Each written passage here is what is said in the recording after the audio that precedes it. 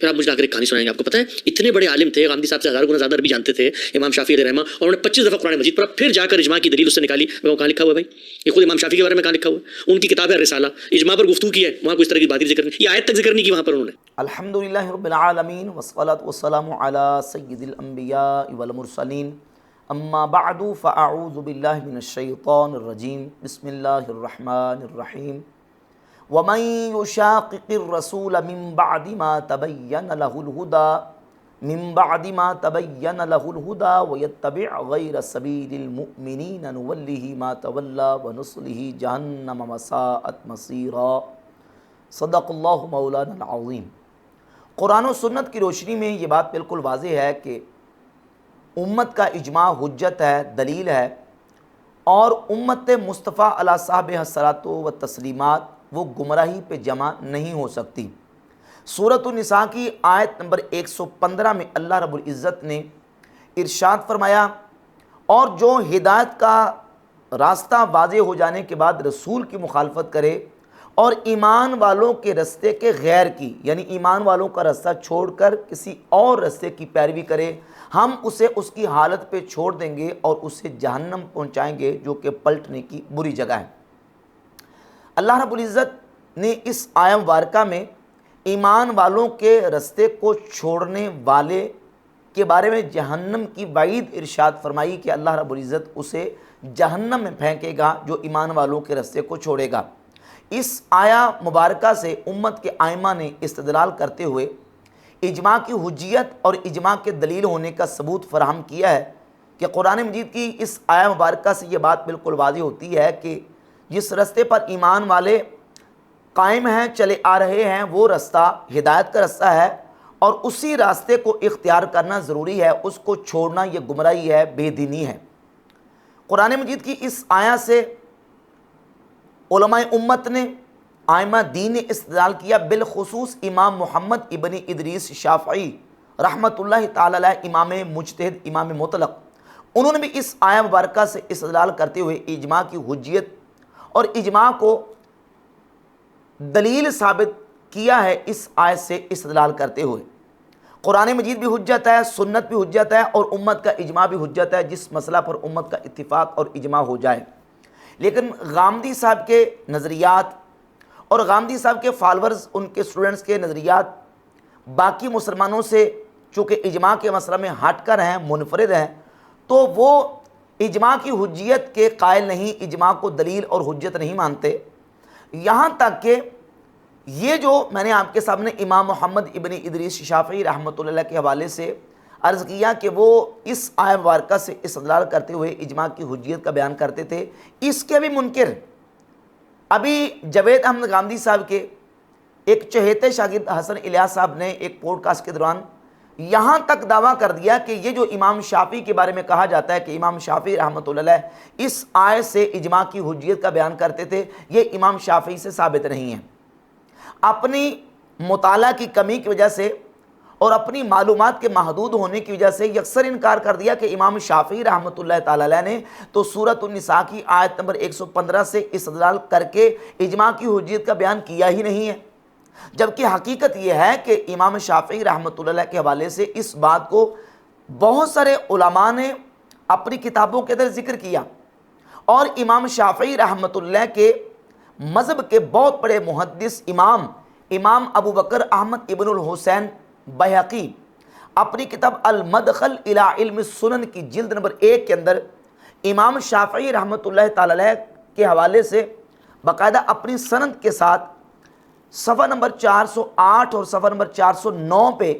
اسی استدلال اور اسی بات کو بیان کرتے ہیں اپنی سند کے ساتھ امام شافعی رحمۃ اللہ تعالی علیہ کے شاگرد امام مزنی, ان سے کہ امام مزنی نے ایک لمبا واقعہ بیان کیا کہ ایک شخص امام شافعی رحمۃ اللہ تعالی علیہ کے پاس آیا تو آ کے پوچھا کہ آپ کس چیز کو دلیل قرار دیتے ہیں, تو آپ نے فرمایا کہ کتاب اللہ ہے, اس کے بعد سنت ہے, اور اس کے بعد امت کا اتفاق ہے. تو اس شخص نے کہا کہ امت کے اتفاق کے حوالے سے قرآن سے کوئی ثبوت اور دلیل بیان کرے. تو امام شافعی رحمۃ اللہ تعالی علیہ نے اس نے امام شافعی رحمۃ اللہ کو وقت دیا کہ 3 دن اور 3 راتیں آپ کے پاس ہیں, آپ مجھے دلیل آپ نے دینی ہے. جب وہ شخص دوبارہ امام شافعی رحمۃ اللہ تعالی علیہ کے پاس آیا تو صفحہ نمبر 409 پہ موجود ہے کہ امام شافعی رحمۃ اللہ تعالی علیہ نے اس شخص کے سامنے سورۃ النساء کی آیت نمبر 115 یہی آیت پڑھی، وَمَن يُشَاقِقِ الرَّسُولَ مِن بَعْدِ مَا تَبَيَّنَ لَهُ الْهُدَىٰ وَيَتَّبِعْ غَيْرَ سَبِيلِ الْمُؤْمِنِينَ نُوَلِّهِ مَا تَوَلَّىٰ وَنُصْلِهِ جَهَنَّمَ وَسَاءَتْ مَصِيرًا۔ اسی آیت کو پڑھ کے امام شافعی رحمۃ اللہ تعالی علیہ نے اجماع کی حجیت کا بیان اس شخص کے سامنے فرمایا۔ قال الفریابی قال المزنی ابی الربیع، فریابی ابو سعید محمد بن عقیل الفریابی وہ راوی بیان کرتے ہیں کہ امام مزنی جو کہ امام شافعی رحمۃ اللہ تعالی علیہ کے شاگرد ہیں، وہ کہتے ہیں کہ جب امام شافعی رحمۃ اللہ علیہ نے اس شخص کے سامنے قرآن کی سورۃ النساء کی آیت نمبر 115 اجماع کی حجیت اور دلیل پر بیان کی، وہ شخص بعد میں چلا گیا۔ فلما ذهب الرجل، جب وہ شخص چلا گیا تو امام شافعی رحمۃ اللہ تعالی علیہ نے فرمایا قرأت القرآن فی کل یوم ولیلۃ 3 مرات، فرماتے ہیں کہ میں نے، امام شافعی فرماتے ہیں کہ میں نے دن اور رات میں 3 مرتبہ، ہر دن اور رات میں 3 مرات، 3 مرتبہ قرآن مجید کی تلاوت کی، حتی وقفت علیہ، حتیٰ کہ میں اسی آیت پر آ کے ٹھہرا، سورۃ النساء کی آیت نمبر 115 پر، اور اسی آیت پر میں آ کے ٹھہرا کہ یہی آیت دلیل ہے اس بات کی کہ امت کا اجماع حجت ہے، امت کا اجماع دلیل ہے۔ یہ نہیں کہ 3 مرتبہ پڑھا تو مجھے 2 مرتبہ پتہ نہیں چلا اور تیسری مرتبہ مجھے پتہ چلا، اور یہ حسن نیاز صاحب کہہ رہے تھے کہ امام شافعی رحمۃ اللہ کے بارے میں کہ انہوں نے اتنی مرتبہ 25 مرتبہ انہوں نے قرآن مجید پڑھا، تو انہیں 25 مرتبہ جو ہے وہ قرآن مجید میں سے اجماع کی حجیت کی دلیلیں مل سکی، تو 25ویں مرتبہ آپ کو ملی۔ حالانکہ اس میں یہ ہے کہ امام شافعی رحمۃ اللہ فرماتے ہیں میں نے 3 دفعہ قرآن مجید کو پڑھا دن اور رات میں، ہر مرتبہ، تو ہر مرتبہ وقفت علیہ، میں اسی آیت پر آ کے ٹھہرا کہ جس سے ثابت ہوتا ہے کہ امت کا اجماع حجت ہے، دلیل ہے۔ تو امام شافعی رحمۃ اللہ تعالی علیہ کا سورۃ النساء کی آیت نمبر 115 سے استدلال کرنا بھی بحمد اللہ تعالی، اس کا ثبوت امام بیہقی نے اپنی کتاب المدخل الی علم السنن کے اندر بیان کیا، اور اجماع کی حجیت پر احادیث مبارکہ بھی موجود ہیں، رسول اللہ صلی اللہ علیہ وآلہ وسلم کی وہ کثیر احادیث جس میں نبی پاک علیہ الصلوۃ والسلام نے امت کی جماعت کے ساتھ رہنے کا حکم دیا اور جماعت کا دامن تھامنے کا حکم دیا، وہ بھی اس بات کی دلیل ہے کہ جہاں اجماع ہوگا، جہاں اتفاق ہوگا، اسی پر رہنا ہے، اس سے کٹ کر جو نئے فرقے بنتے ہیں ان فرقوں کے اندر شامل نہیں ہونا۔ جامع ترمذی کے اندر 2165 نمبر حدیث ہے، کتاب الفتن کے اندر حضرت عمر ابن خطاب فاروق اعظم رضی اللہ تعالیٰ عنہ راوی ہیں کہ رسول اللہ صلی اللہ علیہ وآلہ وسلم نے خطبہ دیا اور فرمایا اوصیکم باصحابی، میں تمہیں اپنے صحابہ کی وصیت کرتا ہوں، یعنی صحابہ کے ساتھ جڑ کے رہنا، ثم الذین یلونہم، پھر صحابہ کے بعد تابعین کی، ثم الذین یلونہم، پھر تابعین کے بعد تبع تابعین کی، اور اسی حدیث میں ہے کہ علیکم بالجماعۃ وَإِيَّاكُمْ وَالْفُرْقَةَ، ہمیشہ مسلمانوں کی جماعت کو لازم پکڑنا، جماعت کے ساتھ رہنا، اور جماعت سے کٹ کر بننے والے فرقوں سے بچ جانا۔ یہ بھی اجماع کی حجت اور اجماع کے دلیل ہونے کی باقاعدہ اللہ کے فضل و کرم سے یہ حدیث اس کا ثبوت ہے۔ اور اس کے علاوہ امام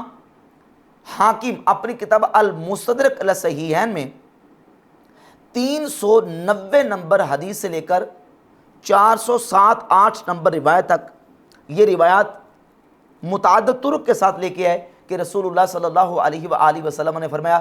کہ اللہ رب العزت میری امت کو گمراہی پہ جمع نہیں فرمائے گا، میری امت ہرگز گمراہی پہ جمع نہیں ہوگی، یعنی امت جس مسئلہ پر جمع ہو جائے وہ مسئلہ گمراہی والا مسئلہ نہیں ہو سکتا، کیونکہ امت کا کسی مسئلہ پر اتفاق کر لینا یہ دلیل شرعی ہے، یہ حجت ہے، اور اس حدیث پاک سے اس کا ثبوت ملتا ہے۔ ان احادیث کو بیان کرنے کے بعد امام حاکم نے 408 نمبر جہاں روایت ذکر کی تو لکھتے الحدیث الرابع فیما یدل علی ان اجماع العلماء حجت۔ امام حاکم کہتے ہیں کہ یہ حدیث اس بات کی دلیل ہے کہ علماء کا اجماع حجت ہے، علماء کا اجماع دلیل ہے، اور نبی پاک صلی اللہ علیہ وآلہ وسلم کی دیگر احادیث سے مبارکہ جس میں رسول اللہ صلی اللہ علیہ وآلہ وسلم نے امت کی جماعت کو لازم پکڑنے کا حکم دیا، وہ بھی اجماع کے حجت ہونے کی دلیل ہے۔ اور سورہ آل عمران کی آیت نمبر 103 جس میں اللہ رب العزت نے ارشاد فرمایا وَاعْتَصِمُوا بِحَبْلِ اللَّهِ جَمِيعًا وَلَا تَفَرَّقُوا،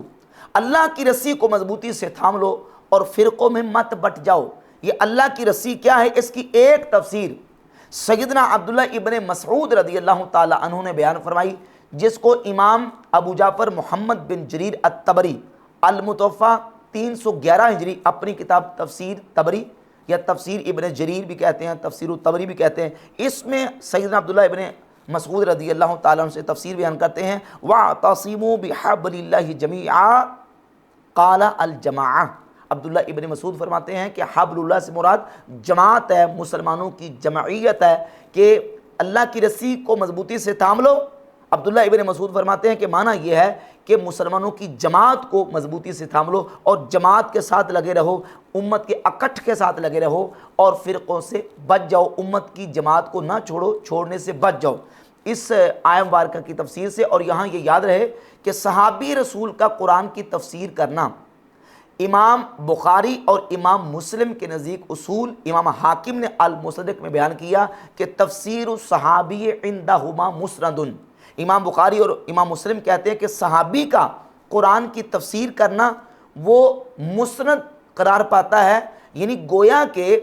صحابی رسول نے قرآن کی یہ تفسیر اپنی طرف سے ڈائریکٹ